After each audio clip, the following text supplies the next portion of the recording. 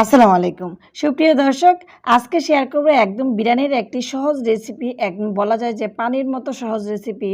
যারা কখনো বিরিয়ানি তৈরি করেন নাই তারাও আশা করছি আজকের রেসিপিটি দেখে পারফেক্ট একটি বিরিয়ানি তৈরি করতে পারবেন।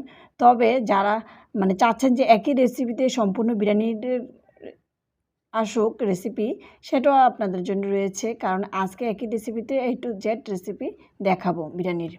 প্রথমে আমি একটা কড়াইতে হাফ কাপ পরিমাণ মতো তেল দিয়ে তারপরে 1 কাপ পরিমাণ মতো পেঁয়াজ কুচি দিয়ে দিলাম। এটা হচ্ছে মাংসটা কষানোর জন্য দিলাম বা মাংসটা রান্না করার জন্য দিলাম। পরে আমি দেখাচ্ছি কতটুকু আমি গরুর মাংস নিয়েছি। এখন আমি তেজপাতা নিয়েছি 4টি, আর 4-5টি দারচিনির টুকরা, 5-6টি এলাচ, তারপর হচ্ছে গোলমরিচ 8-10টি, আর লবঙ্গ 8-10টি করে নিয়ে তারপর হচ্ছে পেঁয়াজ কুচির সাথে নেড়ে চেড়ে নিয়েছি। এখন আমি 2 টেবিল চামচ পরিমাণ পেঁয়াজ পেস্ট আর 3 টেবিল চামচ পরিমাণ রসুন পেস্ট নিয়েছি। তারপর দিয়ে দিচ্ছি আদা পেস্ট 2 টেবিল চামচ পরিমাণ। এখন নেড়ে চেড়ে তারপরে আমি দিয়ে দিচ্ছি 1 টেবিল চামচ পরিমাণ লাল মরিচের গুঁড়া। আবারও হালকা করে নেড়ে চেড়ে দিয়ে দিচ্ছি স্বাদ মতো লবণ। এখানে আমি 2 চা চামচ লবণ দিয়ে দিলাম। তারপর গরম মশলার গুঁড়া 1 চা চামচ, জিরা গুঁড়া 1 চা চামচ, তারপর ধনিয়া গুঁড়া 1 চা চামচ। আজকে ঝটপট রেসিপি বলা যায়। এটা হচ্ছে আমি রাঁধুনি গরম মশলার যে বিরিয়ানির মশলাটা রয়েছে সেটা দিয়ে রান্না করে ফেলবো। এতে করে যারা নতুন রাঁধুনি রয়েছে আশা করছি তাদের জন্য উপকৃত হবেন। এবং এই বিরিয়ানির রেসিপিটা রাঁধুনি বিরিয়ানির মশলাটা দিলে আমার মনে হয় না অন্য কোনো মশলা আপনারা অ্যাক্সেস যারা ব্যাচেলর রয়েছেন তাদের জন্য খুবই উপকারী হবে, কারণ এটা দিলে ঝটপট রান্না হয়ে যাবে। অন্য কোনো মশলাটা কম দিলেও হবে। টমেটো সসের পরিবর্তে আমি টমেটো সসের কোটা বাসায় ছিল, একটু অল্প একটু ছিল, সেটা ধুয়ে একটু পানি দিয়ে দিলাম। আর একটা টমেটো কুচি দিয়েছি, যেহেতু এখন টমেটোর সিজন, টমেটো অ্যাভেলেবেল হাতের কাছে আছে, তাই আর টমেটো পেস্ট অপচয় করলাম না। এখন আমি বাদাম পেস্ট 2 টেবিল চামচ পরিমাণ দিয়ে নেড়েচেড়ে তারপর দেখলাম যে এই বাদাম পেস্টটা আবারও রেখে দিতে হবে একটা কোটা, কারণ এখন আর কাজে লাগবে না, তাই আমি আবারও 2-1 টেবিল চামচ পরিমাণ বাদাম পেস্ট দিয়ে দিলাম। তাই টোটাল আমি যেহেতু এটা ব্লেন্ডার করা পানি সহ এখানে 3 টেবিল চামচ পরিমাণ হবে। আর 1 টেবিল চামচ পরিমাণ চিনি দিলাম। চিনি দিলে স্বাদের ব্যালেন্সটা পারফেক্ট হবে। এই যে গরুর মাংস, এখানে আমি স্বাভাবিক হচ্ছে একটু বড় রেখেছি, কারণ এখানে হাড় হাড্ডি চর্বি সহ রয়েছে, যেহেতু বাসার মাংস, তো আমি চর্বি সহ দিলাম, কারণ হচ্ছে দিলে বিরিয়ানিটা সুন্দর হবে দেখতে। তারপর হচ্ছে বাসায় যে তেলটা দিব সেই তেলটাও কম লাগবে, সেজন্য আমি চর্বি সহই দিলাম, যেহেতু আমার বাসার খাবারই অ্যাকচুয়ালি এটা। তো সেজন্য হাড় হাড্ডি মাংস এখানে টোটাল 2 কেজির চেয়ে একটু কম হবে, কারণ হচ্ছে এই চর্বিটা কিন্তু কমে যায় মাংসটা, বরকতটা একটু তুলনামূলক কমে যায়। তো সেই জন্য এই মাংসটার সাথে আমি যে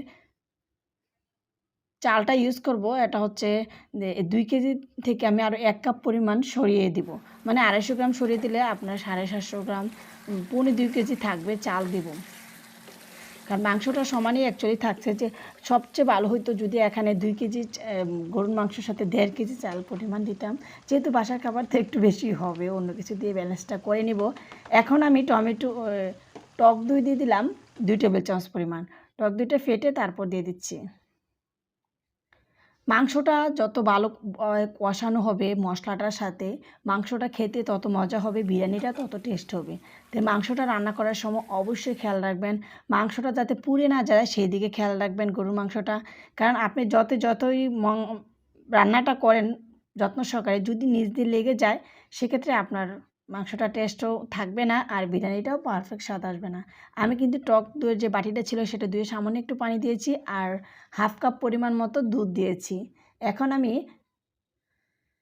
কাঁচামরিচ দিয়ে দিলাম 5-6টি, তারপর ঢাকনাতে ডেকে সিদ্ধ হওয়া পর্যন্ত অপেক্ষা করবো। আর মাংসটা সিদ্ধ হওয়া পর্যন্ত আমি উল্টিয়ে পাল্টিয়ে, আপনারা চাইলে আর একটু বেশি পানি দিতে পারেন যদি গরুর একটু বয়স বেশি হয়।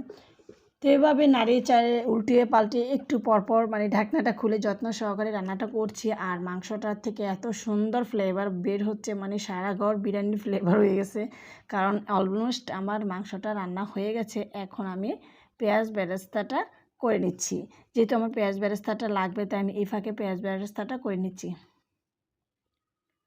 পেঁয়াজ বেরেস্তার জন্য এখানে আমি প্রায় হাফ কাপ পরিমাণ পেঁয়াজ বেরেস্তা করে নিলাম বিরিয়ানির জন্য। দেখুন কত সুন্দর জর্জর হয়েছে। তারপর এই তেলটাই আমি আবার বিরিয়ানিতে দিয়ে দিব, তাই আর এই তেলটাতে আবার যে আলুটা রয়েছে সেটাও আলুটা ভেজে নিচ্ছি। এই আলুটা অ্যাকচুয়ালি আমি জাস্ট লবণ দিয়ে মেখে নিয়েছি, তারপর হালকা করে মিডিয়ামের চেয়ে লো হিটে আস্তে আস্তে সময় নিয়ে একটু ভেজে নিলাম। আলুটা একটু ভেজে নিলে খেতে মজা হয়, আলুটা খেতে ভালো লাগে। এখন দেখাচ্ছি চালটা। চাল আমি 2 কেজি থেকে 1 কাপ পরিমাণ সরিয়ে রেখেছি। এখানে 1 কেজি 700 গ্রামের মতো হবে প্রায়। দেখুন চালটা কিন্তু আগে ধুয়ে রেখেছিলাম, অলরেডি জর্জর হয়ে রয়েছে। চালটা বিরিয়ানি জর্জর হওয়ার এটাও কিন্তু বা পোলাও জর্জর হওয়ার এটাও কিন্তু মেজর টিপস। চালটা অবশ্যই আগে ধুয়ে রাখবেন, যখন গরুর মাংসটা বসিয়ে দেবেন তখনই চালটা ধুয়ে রেখে দিবেন।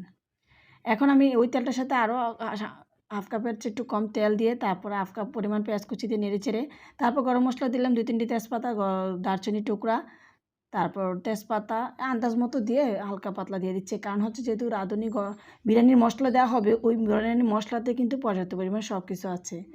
আর এই চালটা দিয়ে ভালো করে নেড়ে চেড়ে নিব।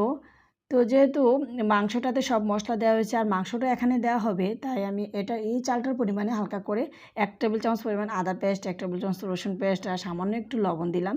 নেড়ে চেড়ে নিচ্ছি আর প্রতিটা ধাপে একটু একটু পরপর দিব, এতে করে আমার চালটা একটু সময় নিয়ে ভালো করে ভেজে নেওয়া হবে।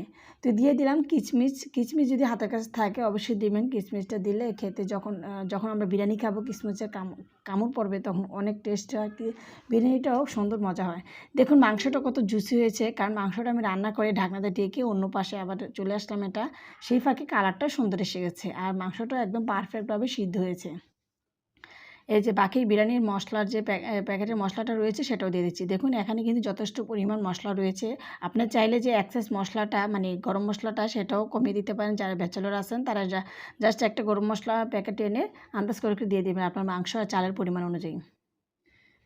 তারপর আবারও 8-10টি কাঁচামরিচ দিয়ে আর হচ্ছে যে আলুটা ভেজে রেখেছিলাম সেই আলুটা দিয়েছি। এখানে 4-5টা আলু দিয়েছি। সবগুলো উপাদান ভালো করে নেড়ে চেড়ে তারপরে আমি দিয়ে দিচ্ছি 100 গ্রাম আলুর বোখারা। আলু বোখারাটা চাইলে আপনারা একটু বেশি দিতে পারেন, আমি 100 গ্রামই আজকে দিচ্ছি যেহেতু আমার একটা ঘরোয়া আয়োজনে করা।